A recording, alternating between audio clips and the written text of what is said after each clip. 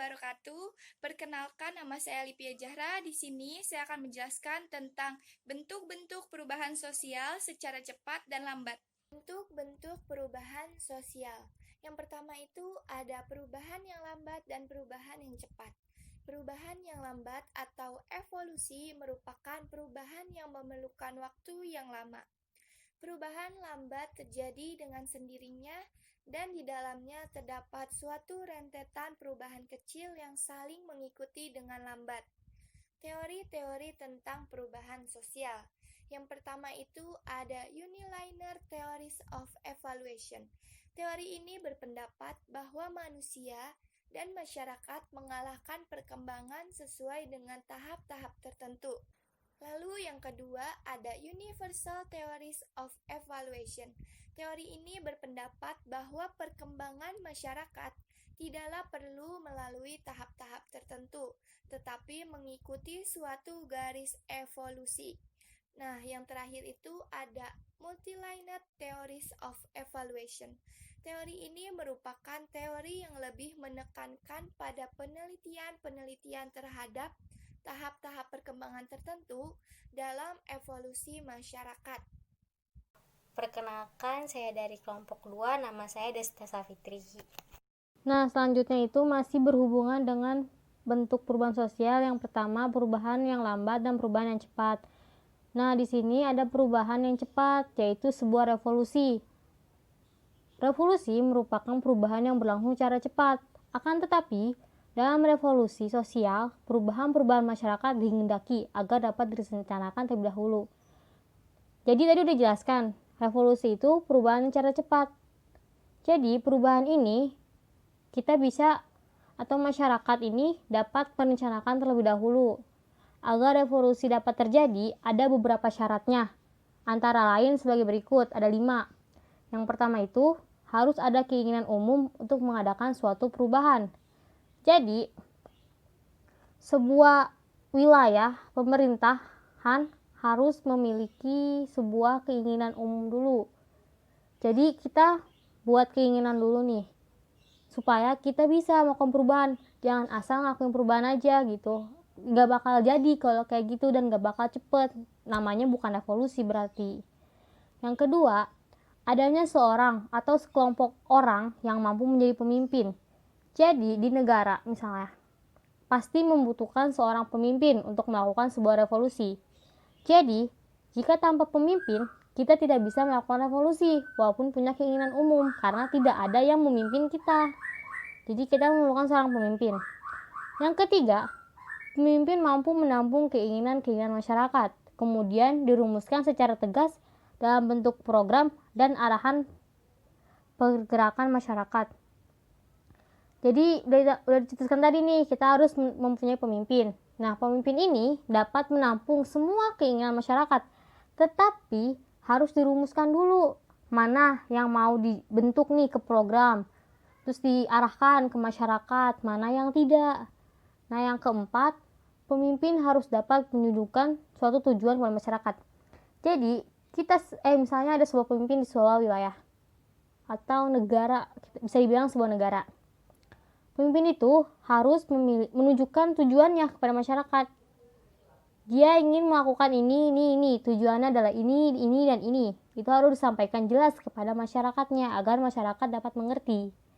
Yang kelima, harus ada momentum. Momentum maksudnya. Momentum di sini dalam KBBI atau Kamus Besar Bahasa Indonesia artinya yaitu saat yang tepat. Jadi, untuk melakukan sebuah revolusi, kita harus memiliki memiliki arah, maksudnya memiliki saat yang tepat gitu untuk melakukan revolusi ini. Kalau kita melakukan revolusi secara mendadak, itu namanya bukan revolusi. Jadi, revolusi itu harus dibutuhkan matang-matang dan dilakukan pada saat yang tepat. Nama saya Zikra Desmali Hanum, kelas 12 IPS 2. Di sini saya akan menjelaskan tentang bentuk-bentuk perubahan sosial. Bentuk-bentuk perubahan sosial. 2. Perubahan yang berpengaruh kecil dan berpengaruh besar. Perubahan kecil merupakan perubahan pada unsur struktur sosial yang tidak membawa perubahan langsung atau pengaruh yang kurang berarti bagi masyarakat secara keseluruhan. Yang ketiga, perubahan yang direncanakan atau tidak direncanakan. Perubahan yang direncanakan atau planet change merupakan perubahan yang sebelumnya telah diprogramkan. Perubahan yang tidak direncanakan atau unplanned change merupakan perubahan yang berlangsung di luar perkiraan sehingga dapat menimbulkan akibat yang tidak dikehendaki. Nama saya Fauzia Cita Insani. Saya menjelaskan tentang bentuk-bentuk perubahan sosial pada slide 4. Yang keempat, perubahan yang dikehendaki dan perubahan yang tidak dikehendaki. Perubahan yang dikehendaki merupakan perubahan yang diperkirakan sesuai dengan perubahan di masyarakat agar lebih teratur dalam segala bidang pembangunan.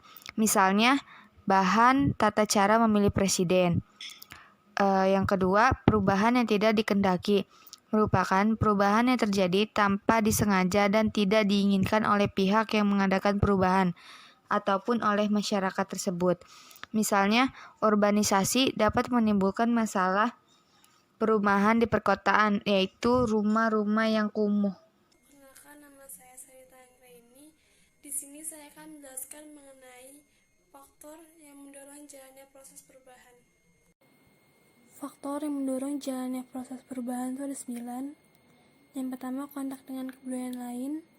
Yang kedua, sistem pendidikan formal yang maju. Yang ketiga, sikap menghargai hasil karya seseorang dan keinginan untuk maju. Yang keempat, toleransi atau memiliki sikap mau menerima hal-hal baru. Yang kelima, sistem terbuka lapisan-lapisan masyarakat. Yang keenam, penduduk yang heterogen. Yang ketujuh, ketidakpuasan masyarakat terhadap bidang-bidang kehidupan tertentu. Yang kedelapan, orientasi ke masa depan. Dan yang terakhir, nilai bahwa manusia harus senantiasa berusaha memperbaiki hidupnya. Perkenalkan, nama saya Widya Stutik. Di sini saya akan menjelaskan tentang faktor yang menghalangi terjadinya perubahan.